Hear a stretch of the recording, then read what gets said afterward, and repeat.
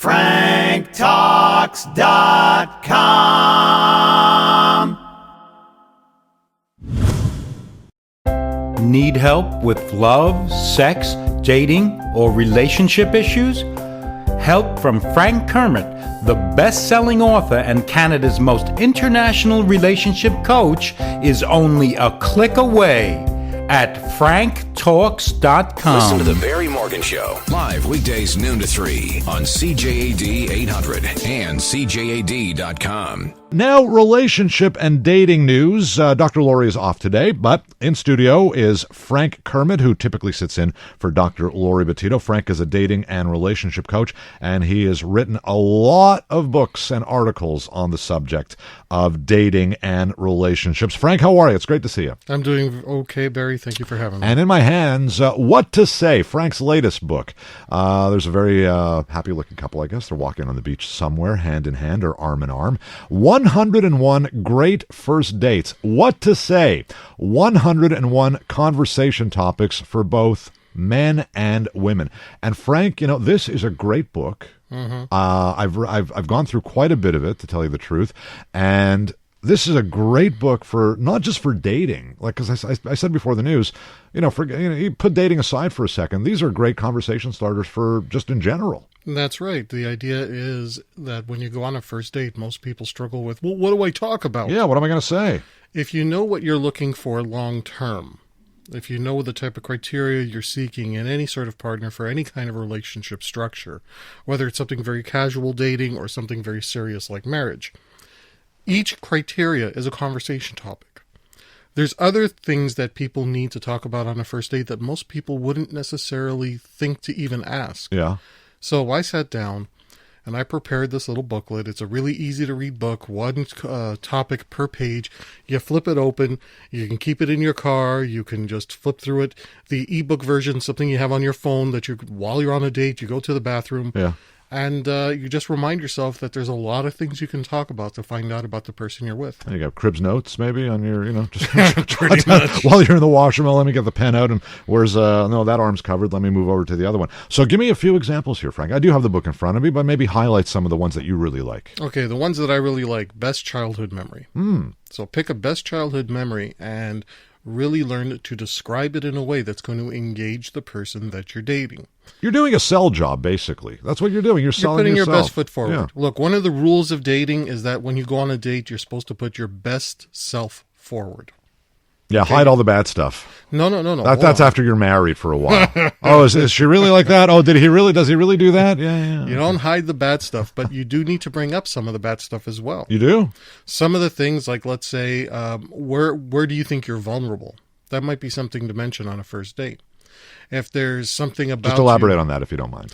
Okay, let's say that you have a learning disability of some kind. You don't just come out and say, oh, by the way, I got a learning disability, you're going to have to deal with it. You may want to bring it up, though, as a form of vulnerability to say, well, I do have a learning disability, but here's how I have learned to cope. Letting the person know that, okay, if you're going to be with me, certain things that you're going to have to be aware of that's going to affect us from day to day. Yeah. There's other questions that, due to some recent legal cases and some seminars I've taken, such as sexual attitudes reassessment seminars, where found out that, let's say you're dating someone and they have a sexually transmitted disease, infection.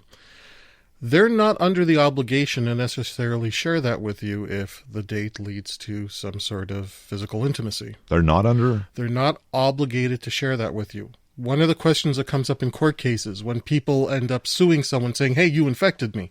Question comes up, says, did you ask the person? Because if you didn't ask the person if, they were clean before you engaged with them, was it really that important to you? And so one of the questions to ask if the date is going to get sexually intimate is, do you have anything that I could catch? We'll save that for date number 2, maybe? Well, look, some people do have sex on a first date. Yeah. So it's in the list of topics to discuss. It should be discussed before you have sex. Some people might want to bring it up earlier. I generally don't recommend that. I mean, that could say, okay, the date's over and see you later, like really quick. It can, yeah. But with a number of these topics, when you find something out that's going to be something that you're just not going to want to deal with, It's better to find those things out right away and stop wasting time with the wrong person. Yeah, I guess so. Okay, what else do we have here? Maybe, what am I seeing here? Then and now story? Then and now. Well, back then, life for me was this way, and now I feel differently about the topic. This is so you want to let the person know that maybe you felt very strongly about a certain position many years ago, that you even fought for it, and now, for whatever reason, you don't feel that way. It's just to let the person know that, depending on the use of reason, that you're actually open to changing your mind about things. It's also to let them know that if they know you for something specific, let's say you endorsed a particular political party many years ago, when that person knew you when you were younger, and here it is 15 years later, and you no longer endorse that particular political party, you endorse a different political party. Explain the process as to why you made that change. Okay. It lets the person know how you have grown as a person and things that are now important to you that maybe were not important to you to begin with. Certainly gives you a lot of opportunity to talk there. What else do we have here? What makes you the prize? Here the idea is, and this is when I work with somebody one-on-one in coaching, so many people feel down about themselves. They don't recognize what it is they offer. They don't recognize what makes them a great relationship candidate, aka the prize. So when I sit down with them and I go over that list and say, okay, well, let's make up a list of why you are the prize. They may discover something on that list that they have always taken for granted. Something that they may not even realize adds to the reason why they are the prize. So, because it's a conversation topic, person has to sit there and say, well, why am I the prize? Why should this person want to date me a second time or a third time? So by acknowledging that you offer something, it brings up a conversation topic that puts you also in a very, very good positive frame of mind. And that's attractive. Peak life experience. Peak life experience. Let's say something really amazing has happened to you. Maybe changed the course of your life. Maybe it was something you achieved, a goal or a certificate you've earned. Something that really defines a big part of your life. It's a great conversation topic to go to. Not the same thing as bragging, but the idea is, well, a peak life experience for me was being a guest on the Barry Morgan Show, making 13 appearances. Breaking 100 on a golf course. Exactly. That's a pretty peak life experience for me. It just doesn't happen as often as I would like. But the fact that it happened, and tell me about the amount of work it took for you to get there. Oh, plenty of work and a lot of money. And why were you passionate about it? Why were you dedicated to that? Well, that's the thing, I guess, right? Talk about things that are passionate to you. And, I mean, these are common sense. This is common sense stuff, though, isn't it? Look, there's no such thing as common sense. I buy that. The idea is that when you're on a date, you're getting to know somebody, more than likely you are nervous. And having a little list of things to say, hey, these are the things you should be talking about, not about your nerves. I was coaching somebody the other day, and they had a very, very bad date because the person that they dated was talking about a huge loss they experienced recently. Now, yes, you may need to mention, look, I'm not going to be in the best of spirits today. I just suffered a huge loss, but I still want to be on this date. Yeah. The person in question here, however, spent a good hour on the date talking about the loss and the things related to the loss. Like money or family or? I don't want to get into the details, Okay. All right. But let's assume it was money, okay? Fair Just enough. for argument's sake. Look, I just lost, $45,000 in the stock market. Okay, let's say something like that. I don't blame them for talking about it. Sure, but they're on a date. It's not a therapy session. Yeah. And that's where you have to say, look, I'm not going to be in the best headspace. I just lost $45,000 in the stock market.